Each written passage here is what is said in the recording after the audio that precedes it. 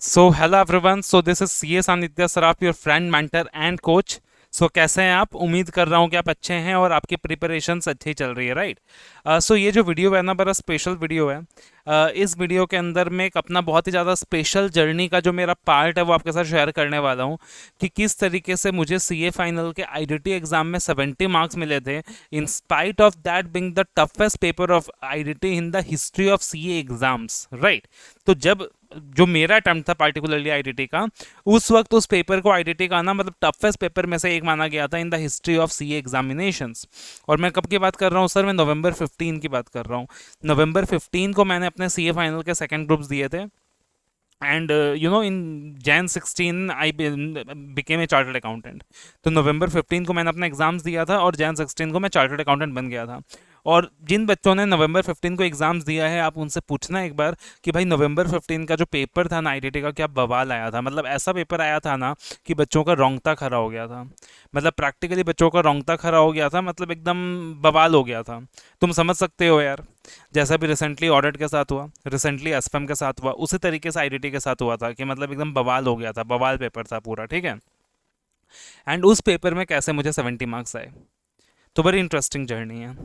अगर आप इस जर्नी को ध्यान से सुनते हैं और कहीं ना कहीं आप लेसन्स लेते हैं इस जर्नी से, तो आई एम श्योर कि कहीं ना कहीं ये चीज़ आपको भी मदद करने वाली है कि जब एक बहुत ही ज़्यादा टफ पेपर सामने आता है तो आप किस तरीके से वहाँ अच्छे मार्क्स ला सकते हैं। सबसे पहले ये देखो यार, मेरा ये क्लियर था कि आईटीटी को मुझे ना मेरा स्ट्रॉन्ग जोन बनाना है। I have to get very good marks in ITT, ठीक है, वो चीज़ मेरा क्लियर था। अब मेरा जो स्टडी प्रिपरेशन था ना आईटीटी में, वो मेरे दोस्तों से एक मामले में बिल्कुल अलग था। In one thing I was very very different. अब जो मेरे फ्रेंड्स थे, जितने भी मेरे दोस्त वगैरह थे, वो सब आईडीटी की क्लासेस वगैरह में लगे हुए थे। 300 350 घंटे की क्लासेस में लगे हुए थे, 350 आवर्स की क्लासेस में लगे हुए थे। गलत नहीं है, बिल्कुल गलत नहीं है। आपको 300 घंटे की क्लासेस भी देखनी चाहिए, बट एग्ज़ाम से 2 साल पहले। अगर अगर आपका एग्ज़ाम 8 महीने बाद है, 9 महीने बाद है, तो फिर इन दैट सिचुएशन 300 350 घंटे की क्लासेस, 250 घंटे की क्लासेस थोड़ा सा रिस्की हो जाता है, ठीक है। तो अब जो मेरे फ्रेंड्स हैं वो सारे के सारे ना 200 250 300 घंटे की क्लासेस में लगे हुए थे। मैंने चूज़ करा था एक एग्ज़ाम ओरिएंटेड बैच। तो अगेन मुंबई से मैंने एक टीचर का क्लास मंगा लिया था, एग्ज़ाम ओरिएंटेड क्लासेस आईटीटी का। जो उस वक्त मुझे सुनने में आया था कि भाई सबसे ज़्यादा एग्ज़ाम ओरिएंटेड क्लासेस है, कम समय में आप कंप्लीट कर सकते हो, ठीक है। पार्टिकुलरली अगर मैं नाम भी ले लूँ तो राजेश दयाल सर, आईटीटी के बहुत ही ज़्यादा रिनाउंड टीचर थे, बहुत ज़्यादा रिनाउंड टीचर। एग्जाम ओरिएंटेड वे में कवर कराते थे, लाइक 100 120 आवर्स में पूरा आईटीटी हो जाता था। तो मैंने उनकी क्लासेस ऑर्डर कर ली थी। आई थिंक अभी उनके आईटीटी की क्लासेस आते भी नहीं है सी ए फाइनल्स में। तो मैंने उनकी क्लासेस मंगा ली थी। मेरा ऑब्जेक्टिव क्लियर था यार, मेरे को कम टाइम में, कम समय में मेरे को एग्जाम ओरिएंटेड मैनर में चीज़ें कंप्लीट करनी है। अब मैंने अपना ना एकदम डेडलाइन सिंपल रखा था कि भाई सामने वाले जो मेरे फ्रेंड्स हैं जहाँ 3 घंटे लगाकर क्लासेस को कंप्लीट कर रहे हैं, तो मुझे भी 3 घंटे लगाने हैं और 3 घंटे लगाकर अपने सिलेबस को ख़त्म करना है। खाली फ़र्क क्या है पता है आपको? मेरे दोस्तों का सिलेबस ख़त्म हुआ 2.5 3 महीने के बाद और मेरा सिलेबस ख़त्म हो गया 1 सवा महीने के बाद। 1 सवा महीने के बाद मेरा सिलेबस ख़त्म हो गया। डेली में सिर्फ 3 घंटे की क्लासेस देख रहा था और साथ में 40 50 मिनट रिवाइज कर रहा था। और मेरा जो पूरा का पूरा सिलेबस है, पूरा का पूरा जो क्लासेस है, मेरा 1 मंथ 15 डेज़ के आसपास कंप्लीट हो गया। उसके बाद मैंने अपने रिटर्न नोट बनाना स्टार्ट किए खुद के, और उसके बाद मैंने अपनी रिवीजन स्टार्ट कर दी।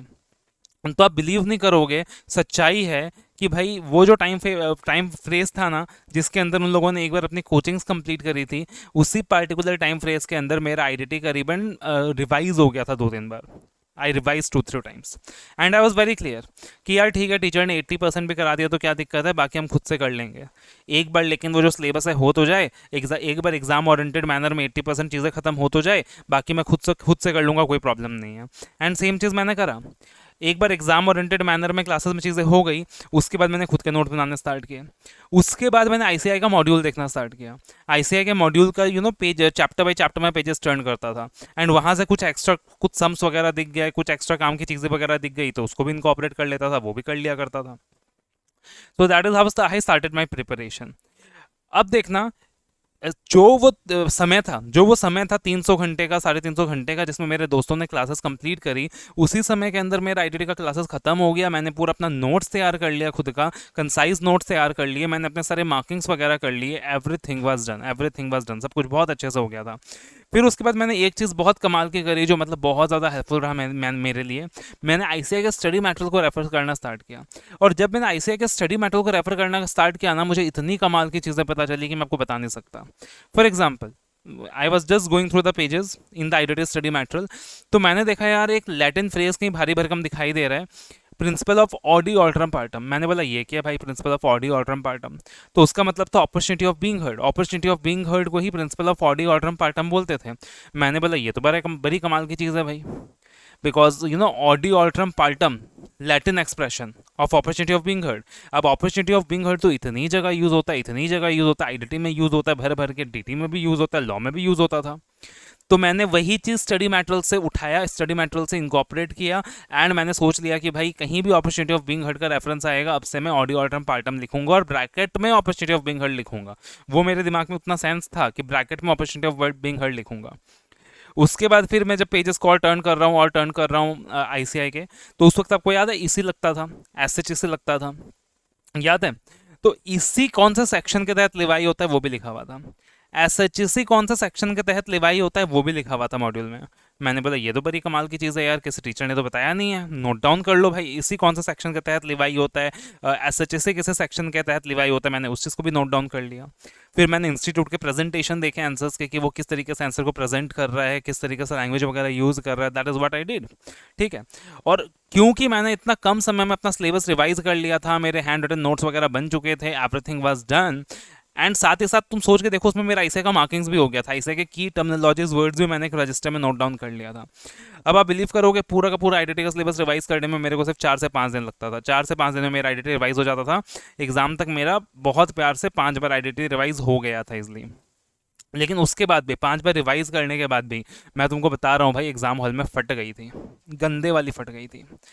अब पार्टिकुलरली जब एग्जाम का दिन आया आईडीटी का, एक तो जो रिजल्ट है ना कहीं वो आईडीटी पे बहुत ज़्यादा डिपेंडेंट हो गया था, क्योंकि स्टार्टिंग के जो 2 सब्जेक्ट्स है वो इतने अच्छे नहीं गए थे। कॉस्टिंग से तो स्टार्टिंग से बड़ा डर लगता था कि लगता था आईसीए बस पास करा दो कैसे भी, और उतना अच्छा गया भी नहीं। DT again was my strong subject, but फिर भी उतना अच्छा नहीं गया था। तो कहीं ना कहीं आईडीटी से बहुत ज़्यादा एक्सपेक्टेशंस था, राइट? आईडीटी से बहुत ज़्यादा एक्सपेक्टेशंस था यार कि आईडीटी ही बेड़ा पार लगाएगा, आईडीटी क्लियर कराएगा। अभी मुझे एग्जैक्टली याद नहीं है यार वो आईडीटी पहले था कि डीटी पहले था, that I don't remember right now. तो आईडीटी से बहुत ज़्यादा एक्सपेक्टेशंस था। अब एग्ज़ाम में गए, देखा कि यार पेपर बवाल आया है, मतलब आग बरसा पेपर में, एक भी प्रैक्टिकल सम कॉमन नहीं है, सारा प्रैक्टिकल सम नया है। जो डायरेक्ट थ्योरेटिकल क्वेश्चंस हैं वो कुछ भी नहीं है, सारे केस स्टडीज़ के फॉर्म में है।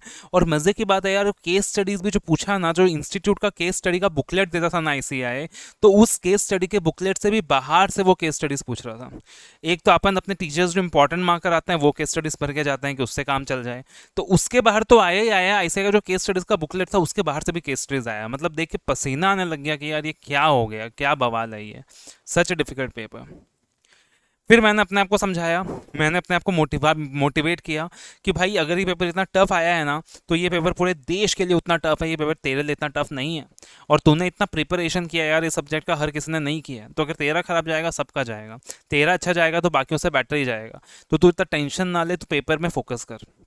उसके बाद मैंने पहले सोच लिया था यार इस पार्टिकुलर पेपर के अंदर ना चीज़ें थोड़ा सा कॉम्प्लिकेटेड लग रही हैं, चीज़ें थोड़ा सा टफ लग रही हैं, तो एक काम करता हूँ, पहले पासिंग मार्क्स का जुगाड़ करता हूँ। सबसे पहले मैंने, आई वॉज वेरी क्लियर, मैंने 40 मार्क का एरिया सेलेक्ट किया। वो 40 मार्क भी ऐसा सेलेक्ट नहीं कर पाया कि मतलब स्ट्रेट फॉरवर्ड सब कुछ आता ही हो, क्योंकि कुछ सीधा था ही नहीं, प्रैक्टिकल भी सारा ट्विस्टेड था। ठीक है, बट वो 40 मार्क का एरिया चूज़ किया कि जहाँ लग रहा है कि ठीक है यार मैं अटैम्प्ट तो कर पाऊंगा, और वहाँ मैंने आंसर सॉल्व करना स्टार्ट किया। प्रैक्टिकल सम्स में I made it very clear कि भाई मुझे गिवन फॉर्मेट में सम सॉल्व करना स्टार्ट करना है, जो मेरे को आता है वो अकॉर्डिंगली वो एडजस्टमेंट अप्लाई करके सॉल्व करते जाना है, जहाँ जहाँ नहीं आता है वहाँ मेरे को एक सुटेबल एजम्पशन लिख देना है। तो that was what I did. जहाँ जहाँ आता है with the relevant section number का रेफरेंस, मैंने वहाँ पे वर्किंग नोट में मैं रीज़न बताता गया, जो नहीं आता है वहाँ पे मैं एजम्पशन लेता गया। और फिर साथ में मैंने क्या किया भाई, इसी लगा रहा हूँ तो इसी का पार्टिकुलर सेक्शन नंबर, क्योंकि मॉड्यूल में देखा था। एसएचएससी लगा रहा हूँ तो एसएचएससी का सेक्शन नंबर मॉड्यूल में देखा था। वो सारा कुछ कोड करता गया, प्रेजेंटेशन को शानदार बनाता गया। अब इतना सारा केस स्टडीज़ का क्वेश्चन भर भर के आया हुआ है, भर भर के आया हुआ है, भर भर के आया हुआ है। लेकिन मज़े की बात यह है कि यार जब केस स्टडीज़ का क्वेश्चन आता है ना, तो इन दैट पार्टिकुलर सिनेरियो वो अपॉर्चुनिटी ऑफ बीइंग हर्ड का रेफरेंस भी बार बार आ रहा है, तो मैंने 3-4 जगह प्रिंसिपल ऑफ ऑडियो ऑल्ट्रम पार्टम, प्रिंसिपल ऑफ ऑडियो ऑल्ट्रम पार्टम वो भी यूज़ कर दिया। फिर मैंने दिमाग लगाया, दिमाग क्या लगाया यार, मैंने देखा कोई पार्टिकुलर केस स्टडी सिनेरियो है। अब प्रॉब्लम क्या हो रहा था, दिक्कत क्या हो रहा था, किसी केस स्टडी सिनेरियो में कंक्लूजन आता है बट एक्सप्लेनेशन इतना नहीं आता, किसी में एक्सप्लेनेशन आता है बट कंक्लूजन के बारे में उतना श्योर नहीं हो। तो मैंने क्या दिमाग लगाया, जिसमें कंक्लूजन आता है और एक्सप्लेनेशन उतने अच्छे से नहीं आता, मैंने क्वेश्चन पहले कंक्लूजन लिखा, फिर क्वेश्चन को रिपीट किया, फिर प्रोविजन को एक्सप्लेन किया थोड़ा बहुत, क्योंकि मुझे पता था कि प्रोविजन उतना अच्छे से नहीं आता, कंक्लूजन आता है। तो पहले कंक्लूजन को दिखा दिया कि भाई एग्जामिनर कंक्लूजन देते ही मेरे को मार्क्स दे दे। उसके बाद आई रॉट द क्वेश्चन, उसके बाद I went to the technical provision part. जिस पार्टिकुलर क्वेश्चन में मेरे को कंक्लूजन नहीं आता था वहाँ मैंने फॉर्मेट चेंज कर दिया, वहाँ मैंने सारा प्रोविजन सारा एक्सप्लेनेशन पहले डाला, फिर क्वेश्चन को रिपीट किया एंड फिर डिप्लोमेटिक मैनर में कंक्लूड करा। तो इस तरीके से मैंने अपने पूरे पेपर को कंप्लीट किया। प्रैक्टिकल में सारा सेक्शन नंबर का रेफरेंस, सारे सुटेबल एजम्पशन, सारा वर्किंग नोट्स, ईसी एसएचसी कौन सा सेक्शन के तहत लग रहा है, केस लॉज में प्रिंसिपल ऑफ ऑडियो ऑल्ट्रम पार्टम, केस स्टडी का नाम, जो भी केस स्टडीज जहाँ पे आ रहे थे केस स्टडीज का नाम, दिमाग लगाया थोड़ा सा। आईसीआई को सबसे पहले वो चीज़ दिखाई थी जो मेरे को आता है, कंक्लूजन ढंग से आता है पहले कंक्लूजन लिखा, कंक्लूजन ढंग से नहीं आता पहले प्रोविजन लिखा, कंक्लूजन लिखा ही नहीं, डिप्लोमेटिक मैनर में आंसर लिखा। इस तरीके से मैं 83-84 मार्क्स का पेपर अटेम्प्ट करके आया। 83-84 मार्क्स का। फ्रेंकली यार 70 नहीं सोचा था कि 70 आ जाएगा, आई नेवर एक्सपेक्टेड कि 70 आ जाएगा, बट मैंने अपने पेपर में लिख दिया था कि 60 आ जाएगा, 62-63 एक्सपेक्टेड कि आ जाएगा, राइट। अब एग्ज़ाम दे दिए, रिजल्ट्स आया, 70 आ गया भाई आईडीटी में, और उसकी वजह से पूरा ग्रुप भी क्लियर हो गया। क्यों, पेपर टफ था ना, बहुत ज़्यादा टफ था। और क्या होता है कि अगर पेपर बहुत ज़्यादा टफ है, इतना एक्सट्रीमली टफ है, तो चेकिंग वहाँ पे इजी होता है, तो उस चीज़ का बेनिफिट आपको मिलता है। लेकिन सोचो अगर मैं पैनिक हो गया होता, तो अगर मैं पैनिक हो गया होता तो भाई उस चीज़ का बेनिफिट मेरे को नहीं मिला होता। लेकिन मैं पैनिक नहीं हुआ, मैं काम रहा, मैं कंपोज रहा, उस चीज़ का बेनिफिट मेरे को मिला। प्लस मेरा जो प्रायर प्रिपरेशन का जो मेथडलॉजी था, एग्जाम ओरिएंटेड मैनर में क्लासेस कंप्लीट करना, कम टाइम में रहते हुए क्लासेस कंप्लीट करना, क्योंकि क्लास में पढ़ना आपको खुद को ही होता है, कोई टीचर आपको नहीं पढ़ाएगा ए टू जेड। मतलब कोई टीचर कितना भी अच्छा पढ़ा देगा, क्लास में सेल्फ स्टडी तुमको ही करना है। तो कम टाइम फ्रेम में क्लासेस कंप्लीट करना, 4 से 5 बार रिवाइज करना, हैंड रिटन नोट्स बनाना, आईसीआई के स्टडी मैट को गो थ्रू करना, सारे कीवर्ड्स को मार्क करना, प्रेजेंटेशन के टिप्स ढूंढना, एंड एग्जाम हॉल के अंदर वो कॉन्फिडेंस रखना, ये सारे कारण, ये सारे रीजंस मेरे लिए वो वजह बन गया कि भाई इतना टफ पेपर में भी मैं आईआईटी में 70 मार्क्स ले आया। ठीक है ना।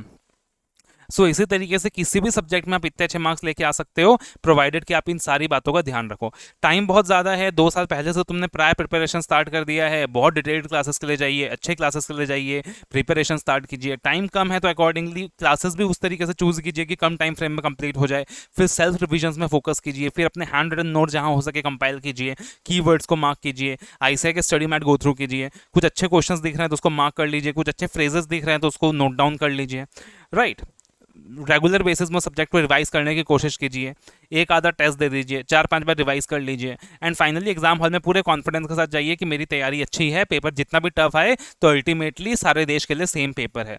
उस कॉन्फिडेंस के साथ, उस थॉट प्रोसेस के साथ अगर आप अटेम्प्ट करोगे तो डेफिनेटली कोई भी पेपर आपके लिए मैनेजेबल होगा, कोई भी पेपर आपके लिए स्कोरिंग होगा। सो उम्मीद करता हूँ कि ये जो वीडियो था कि भाई मुझे आईआईटी में 70 मार्क्स कैसे मिले इन द अटेम्प्ट जहाँ पे सबसे टफेस्ट पेपर पूछा गया था आईआईटी का, तो शायद ये वीडियो आपके लिए बेनिफिशियल रहा हो। और अगर आपके लिए वीडियो बेनिफिशियल रहा है तो भाई वीडियो को लाइक करना मत भूलना, लाइक्स करने में कंजूसी मत करो, तुम लोग जितना लाइक करोगे हमें उतना प्यार मिलेगा। आई विल अंडरस्टैंड कि yes I am getting that love from you all, and उतना ही अपने को एंकरेजमेंट मिलेगा कि अपन और ऐसे वीडियोज़ बना सकें। एंड वीडियो को शेयर करना भी मत भूलना, चैनल को सब्सक्राइब करना भी मत भूलना, एंड सबसे इंपॉर्टेंट भाई वीडियो में जो भी बातें बोली है उसको इंप्लीमेंट करना मत भूलना। इंप्लीमेंट करो, अच्छे मार्क्स लेके आओ, चार्टर्ड अकाउंटेंट्स बनो, एंड हमें हमारी गुरु दक्षिणा दो। All the very best, love you all, take care.